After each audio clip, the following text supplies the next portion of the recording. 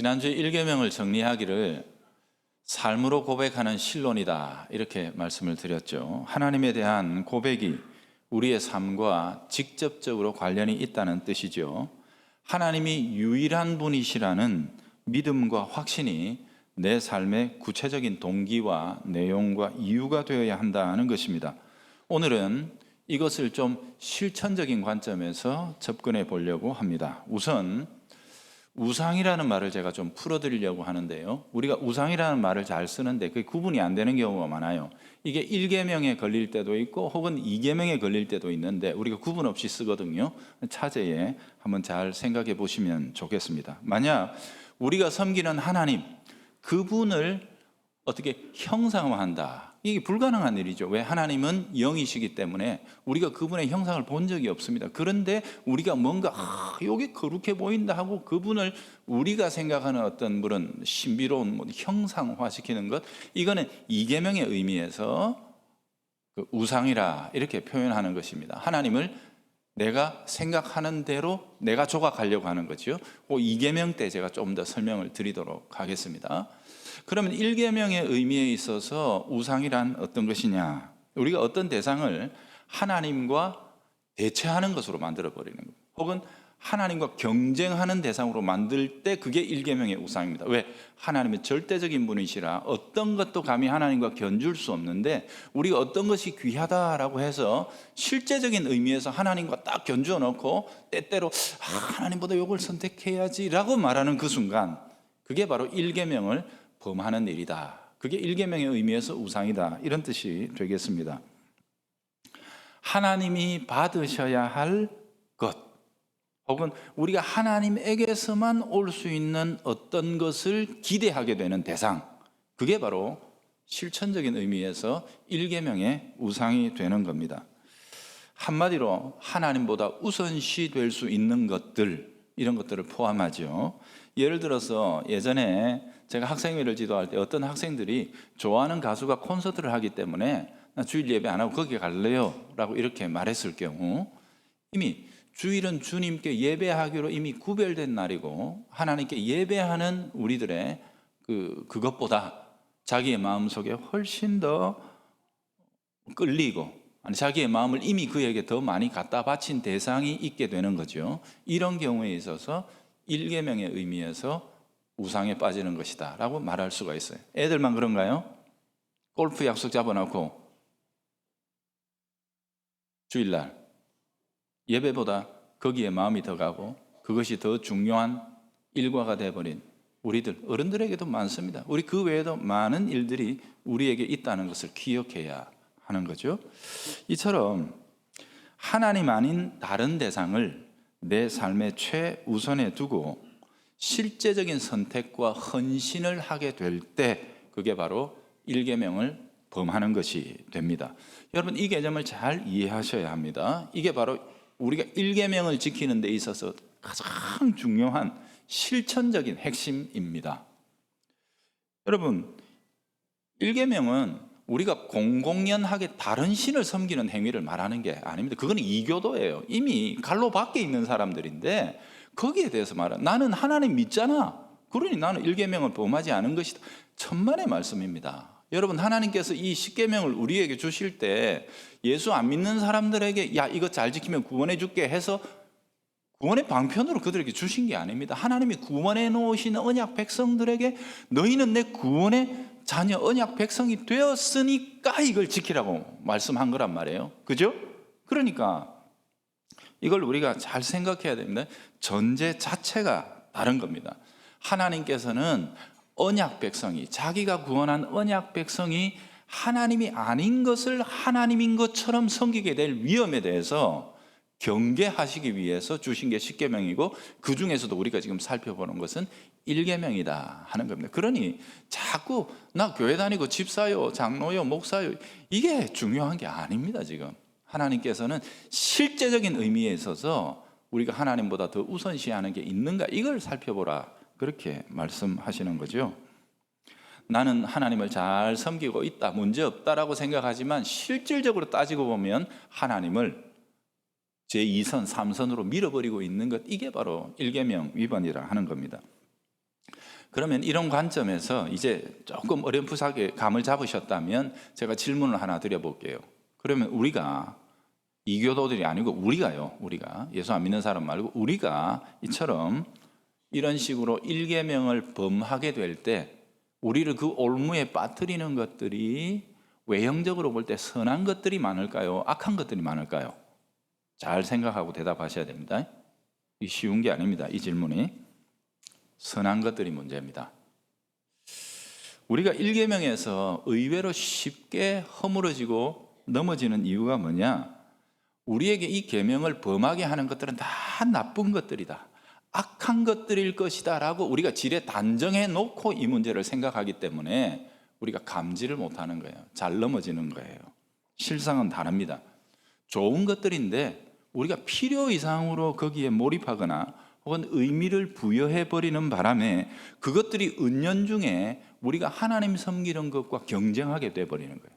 그러다가 조금 더 지나면 급하니까 어쩔 수 없다, 지금은 이렇게 하면서 하나님보다 더 우선적이 돼버리는 경우, 이게 바로 일계명을 범하게 되는 것이다 라는 사실을 아셔야 합니다. 예수님 당시에 바리새인들이 빠졌던, 제일 근본적으로 빠졌던 함정이 여기죠. 그들은 하나님 잘 섬긴다고 했고 자타가 공인하는 모범 교인이었죠. 그런데도 불구하고 그는 하나님이 보내신 구원자인 예수 그리스도를 대적하고 죽이려고 했습니다. 그러면서 잘 믿는다고 생각했다니까요. 심지어 사도 바울 같은 분도 내가 하나님께 대해서 왜곡된 열심이 너무 강해가지고 완전히 속았다라고 그렇게 고백하고 있지 않습니까? 그때 내가 속았었다라고 이야기했죠. 기억하십시오. 좋은 것들이 일계명의 함정이 될 수 있다는 사실을 기억해야 합니다. 이 사실을 우리에게 가장 선명하게 일깨워주는 것이 창세기 22장에 나오는 이 스토리입니다. 보통 우리는 하나님께서 아브라함을 시험하셨던 이 22장의 사건을 통해서 아브라함의 위대한 신앙의 결단에 포커스를 많이 맞추어서 생각하죠. 야, 어떻게 독자까지도 하나님 앞에 저렇게 드릴 수가 있었지? 참으로 위대한 신앙이다 라고 이렇게 우리가 놀라기는 하죠. 그러면 상대적으로 하나님은 어떻게 됩니까? 가끔씩 우리들은 전혀 이해도 못하고 감도 못 잡을 희한한 일들을 우리에게 요구하시기는 하는데, 그거는 딴 게 아니고 하나님이 결국은 우리에게 좋은 것 주시려고 그러는 것이다 라는 식으로 이제 해석이 되지요. 그러다 보면 야, 하나님 좀 네가 이해해드려, 이런 희한한 논리가 은연중에 튀어나오게 되는 굉장히 당황스러운 결과가 산출되게 되는 거죠. 물론 여러분, 아브라함의 순종과 결단, 헌신은 위대합니다. 누구도 부인할 수 없습니다. 우리도 그 아브라함의 신앙의 아름다운 절정에 이르도록 우리의 삶을 연단하고 도전해야 하죠. 하지만 동시에 이 위대한 결단과 선택이 있게 된 그 동기의 측면에서 우리는 다른 각도의 조망을 이 문제에 비추어 볼 수 있어야 한다라는 거죠. 어떤 거냐? 왜 그런 결단의 순간까지 하나님께서는 아브라함을 몰고 가셨느냐? 이 부분을 생각해 볼 필요가 있는 거예요. 바꿔 말하면 왜 이런 방식으로 아브라함을 시험하고 계시는 것일까? 라고 질문할 수 있어야 한다는 겁니다. 그래서 오늘 우리가 읽었던 이 12절까지의 대화, 그 속에서 제가 주로 2절과 12절의 문제를 가지고 논리적으로 전개해 가면서 한번 다시 풀이해 볼 때는 여러분 잘 들어보십시오. 우선 하나님께서 아브라함에게 요구하시는 부분들을 주목해 보십시오. 2절이죠. 제 표현으로 제가 새롭게 썼습니다. 아브라함아, 이렇게 얘기하시고 네 아들, 네가 사랑하는 하나밖에 없는 그 아들을 내게 번제로 드려라, 이렇게 말씀하신 거예요. 여러분, 항상 제 강조점은 주로 어디에 있습니까? 소유격의 문제에 있습니다. 너의 아들, 너의 사랑하는, 그것도 하나밖에 없는 독자, 그가 내게 제물이 될 수 있겠느냐라고 하나님이 아브라함에게 질문하고 계시는 거예요. 그게 여기에서 너의 아들과 그 아들을 달라고 요구하시는 하나님이 아브라함의 영혼의 저울에 딱 올려지는 거예요. 야, 아브라함아, 너의 아들과 그 아들을 달라고 하는 내가 저울에 딱 올려지면 너는 어느 쪽으로 기우니? 어디가 너한테 더 무게가 있는 거야? 그렇게 물어보고 계시는 장면인 거예요. 여러분, 그리고 나서 모든 과정을 쭉 지나서 12절로 점프해 보십시오. 아브라함의 내면의 상태에 대해서 하나님, 아브라함의 영혼에서 일어났던 일에 대해서 하나님이 딱 매듭을 지어서 결론을 내려주시는 장면이 거기에 나옵니다. 네 아들, 네 독자까지도 내게 대하여서는 아끼지 아니하였으니 내가 이제야 참으로 네가 하나님을 경외하는 줄을 알겠다. 1계명입니다. 그 얘기로 하나님 결론을 내려주신 거예요. 여러분, 여기에도 보면 너의 아들, 너의 독자와 그 아들을 달라고 했던 내게 혹은 내가, 나라고 요구하신 하나님이 양쪽에 대비되어 있는 것 보이시죠? 그러니까 여러분, 이 사건의 핵심은 뭐예요? 아브라함의 영혼, 그 속에서 일어나는 사랑의 초점에 관한 문제입니다. 하나님께서 굳이 사흘길을 그에게 걸어가게 하시면서 1000번도 10,000번도 더 생각하고 살펴보게 하셨던 주제가 뭐예요? 하나님과 이삭, 이 두 대상에 대한 아브라함의 무게중심이 어디에 있느냐, 아브라함의 1순위가 어디에 있느냐 하는 것을 하나님이 살피셨던 거예요. 너의 삶에서 가장 소중한 것 단 하나를 고르라고 할 때 그게 무엇이냐라고 하나님이 질문하고 있는 거죠. 네가 네 아들, 네 독자까지도 내게 아끼지 아니하였으니 내가 이제야 네가 나를 사랑하는 줄을 아노라. 여러분, 하나님께서 괜한 말씀 하시는 분입니까? 빈 말씀 하시는 분입니까? 그저 듣기 좋으라고 이렇게 탁 립 서비스 하시는 분인가요? 전혀 그런 분이 아니시죠. 그러면 주님께서 이제야 알겠다라고 말씀하셨습니다. 지금에서야 아주 명확해졌구나 라고 이렇게 말씀하셨는데 뭐가 명확해졌다는 뜻입니까? 즉 아브라함이 아들보다 하나님을 더 사랑한다는 사실이 명확해졌다라고 말씀하시는 겁니다. 그러면 지금 이전까지는 어떤 상태에 있었는데요? 이걸 질문할 줄 알아야죠. 지금까지 아브라함은 그게 혼돈되어 있었던 겁니다. 명확하게 구분되지 않고 이게 뒤죽박죽이 돼가지고 섞여 있었던 거라 이 말이에요. 아브라함의 내면 속에서 하나님과 하나님이 주신 아들 이 사이에 구별이 모호했다는 거예요. 떡처럼 막 이렇게 엉겨 붙어가지고 이게 뭐가 뭔지 구분이 안 됐던 거예요. 물론 그가 아들 때문에 예배를 소홀히 한 적이 있습니까? 천만에요. 그는 열심히 예배하고 하나님을 섬기고 또 하나님께 전혀 마음이 시들해지거나 그런 게 없습니다. 보세요. 명령하시니까 그 다음날 이해를 했는지 못했는지는 몰라도 즉시로 일찍 일어나 순종하는 아브라함을 보면 그는 과연 그 당시에 하나님에 대한 사랑과 열정이 충만해 있는 상태에 있었습니다. 즉 외적인 신앙의 형태는 잘 유지하고 있었지만 정작 그 영혼 깊은 곳에서는 마땅히 분리되고 구별되어 있어야 할 게 그러지 못한 상태에 있었다는 것을 주께서는 주목하고 계셨던 것입니다. 하나님께서 주신 것과 하나님 자신, 여기에 대해서 아브라함이 구분하지 않고 희미하게 막 겹쳐 놓아 버렸던 것을 주께서는 선명하게 분리해 주시는 것입니다. 여러분, 분명히 이삭은 위대한 선물입니다. 누구도 부인할 수 없습니다.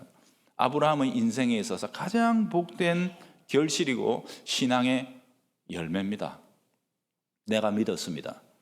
내가 믿었기에 하나님께서는 무려 100세에도 내게 아들을 주셨습니다. 내 아내는 경수가 끊어진 상태에서 이 아들을 받았습니다. 말씀하신 하나님, 그 위대하고 놀라운 권능의 하나님이, 생명의 하나님이 내게, 믿는 내게 이 아들을 주셨습니다 라고 세상에 말할 수 있는, 즉 이 세상에 대하여 자신의 하나님이 어떤 분이신지를 말할 수 있는 가장 선명한 증거가 뭐냐? 그게 바로 이삭, 그의 사랑하는 아들이었습니다. 그런데 하나님은 묻습니다. 그럼에도 불구하고 이삭은 하나님일 수는 없다. 이삭이 하나님의 자리를 차지해서는 안 된다라고 그에게 가르쳐주고 계시는 겁니다. 하나님과 경쟁해서도 안 되고 아브라함에게 하나님 노릇해서도 안 됩니다.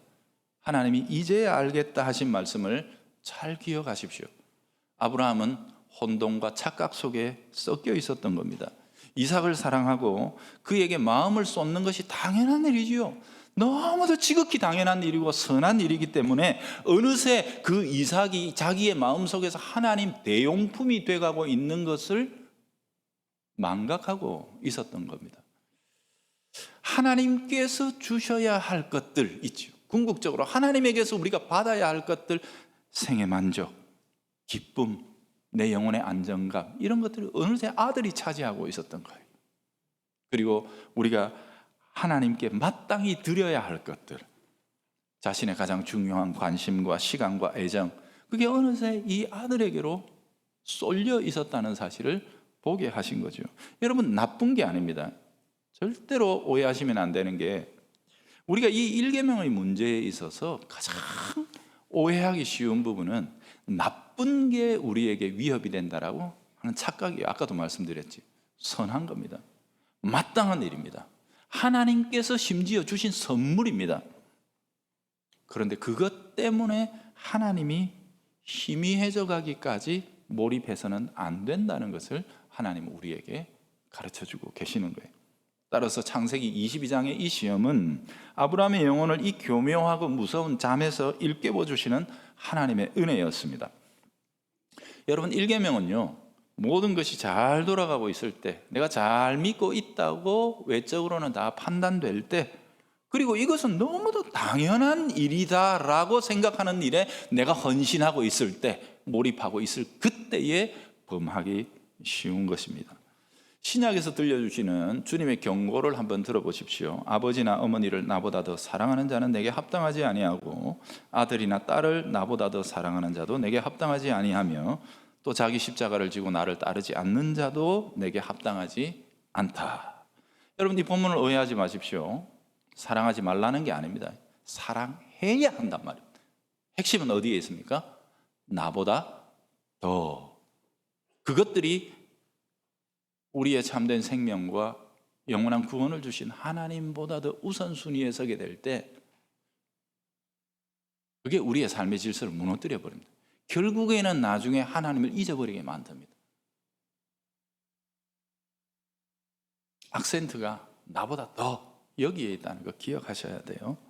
어떤 것이든 주님보다 우선시 되는 선하고 당연한 일들, 이것이 바로 이 일계명을 지키는 데 있어서 걸림돌이라는 것을 여러분 꼭 기억하셔야 됩니다.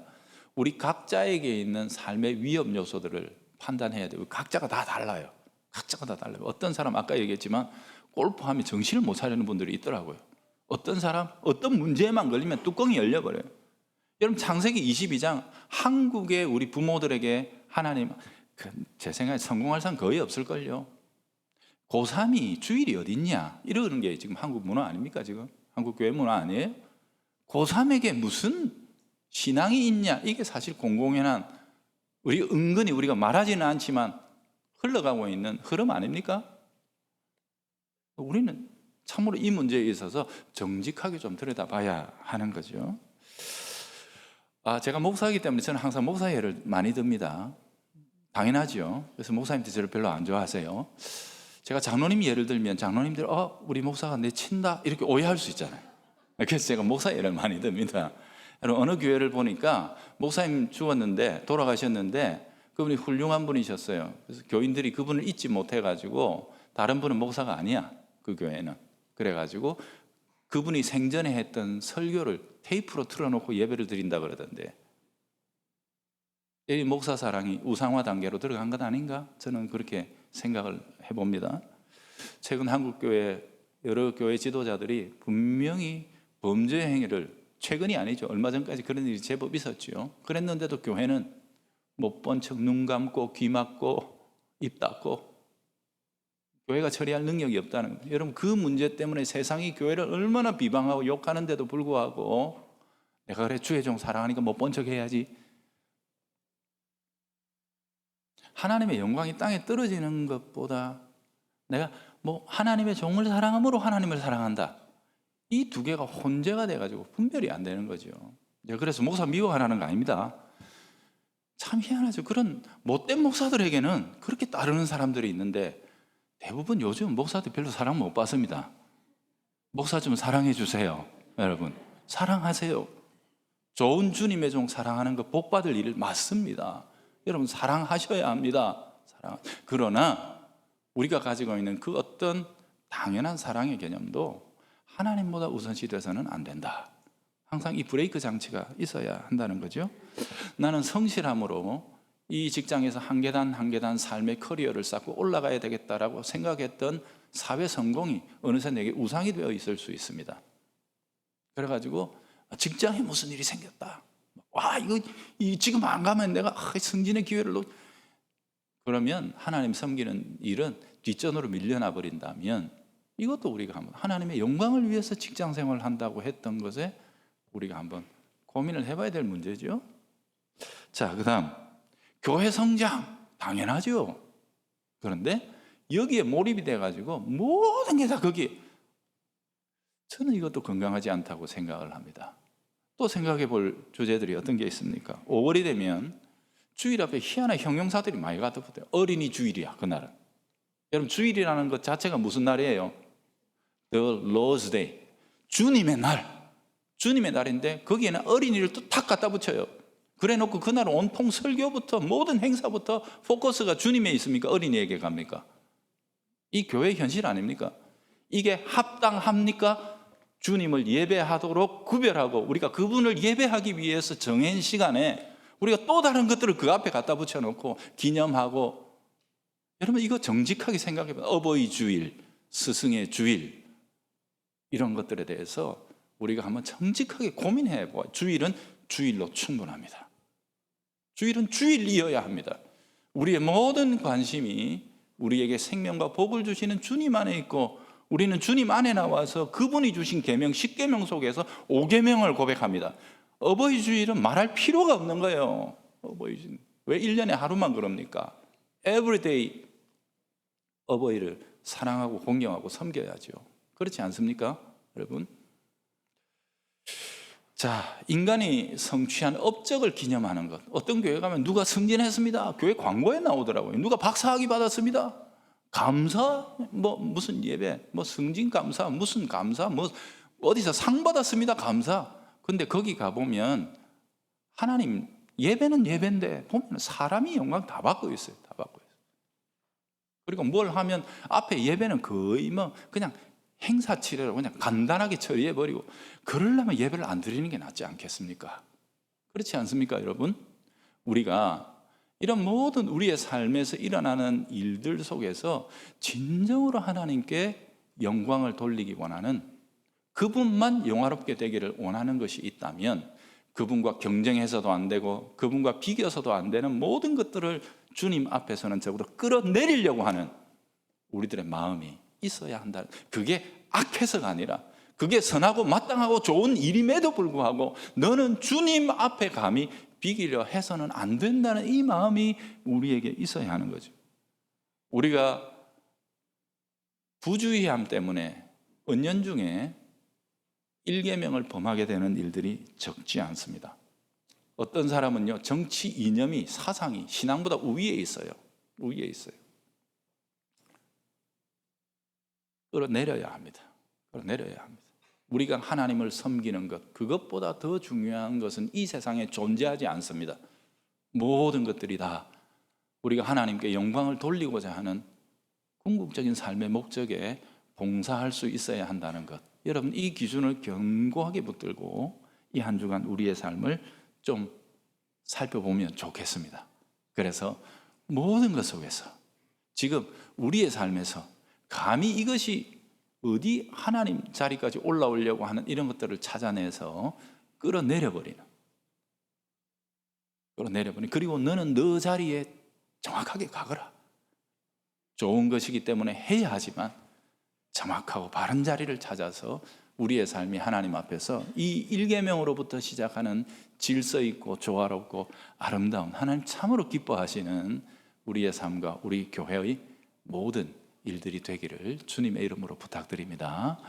주님, 그렇습니다. 오직 주님만이 우리의 주님이십니다. 이것 잊어버리지 않고 우리가 우리의 삶에서 가장 정확하고 선명하게 드러낼 수 있도록 도와주시옵소서. 예수님 이름으로 기도합니다. 아멘.